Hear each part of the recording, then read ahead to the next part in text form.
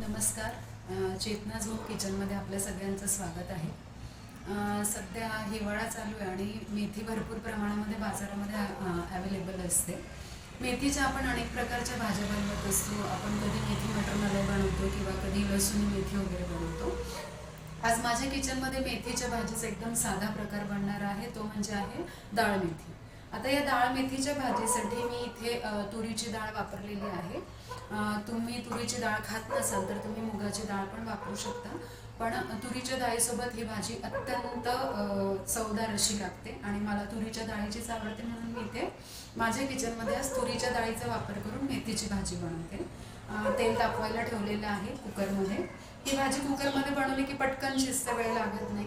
आता तेल तापलेलं आहे चांगल्यापैकी. आपण टाकतो मोहरी, जिरं, हिंग आणि इथे मी लसणाच्या 2 कळ्या घेतल्या होत्या आणि त्याचे बारीक बारीक त्याला तुकडे करून घेतले लसणाचे. तुम्ही हवं तर कुटून पण टाकू शकता, ते पण छान चवदार लागतं. हिरवी मिरची, मी हिरवी मिरची थोडीशी घालते कारण मला त्याच्यामध्ये लाल मिरची पण टाकायची आहे. तुम्ही तुमच्या आवडीनुसार फक्त हिरवी मिरची आवडत असेल तर तसं टाका किंवा नुसती लाल हवी असेल लालही घालू शकता. आणि आम्ही थोडं तिखट जास्त खातो म्हणून मी थोडी तिखट बनवते. हे परतून झाल्यावर आपण आता याच्यामध्ये हळद आणि 1 चमचा लाल मिरची टाकते.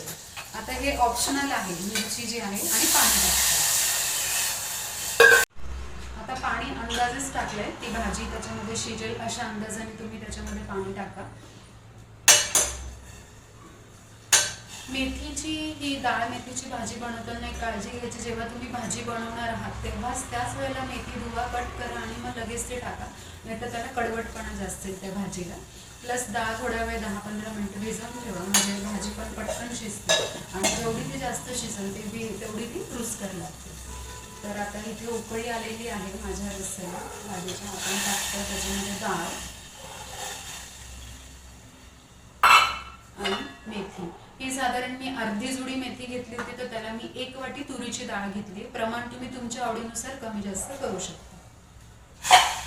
मेथी धुताना एक काळजी घ्यायची आहे की ती मेथी जेव्हा आपण धुतो ना तेव्हा ती पाण्याच्या भांड्यामध्ये बुडवायची आणि मग ती चाळणीमध्ये काढून आणि मग कट करून टाकायची. याने काय होतं माहिती का, जी पण बारीक रेत असते त्या मेथीच्या पानांना लागलेली ती निघून जाते.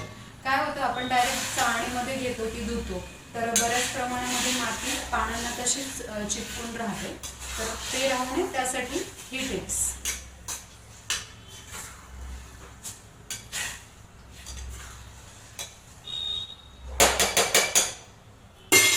तर आता इथे थोडीशी त्याला उकळी येऊ देऊ, मग झाकण बंद करू आपण. आणि भाजी शिजल्यानंतर आपण याच्यामध्ये मीठ टाकणार आहे. आधी मीठ टाकलं तर डाळ शिजणार नाही, कच्ची राहू शकते, म्हणून ही भाजी शिजल्यानंतरच याच्यात मीठ घालायचं आहे.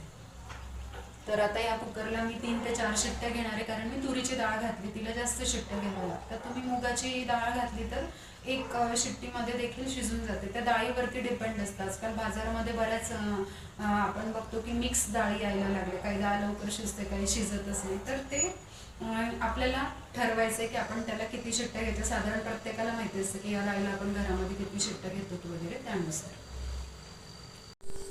तर अशी ही डाळ मेथीची भाजी बनवून तयार आहे, जी आपण कुकरमध्ये शिजवली होती. नंतर मी तिला एका भांड्यात काढून घेतली, मीठ टाकलं आणि आता थोडी फक्त 1 उकळी आणायची तिला आणि आपली भाजी तयार आहे. धन्यवाद.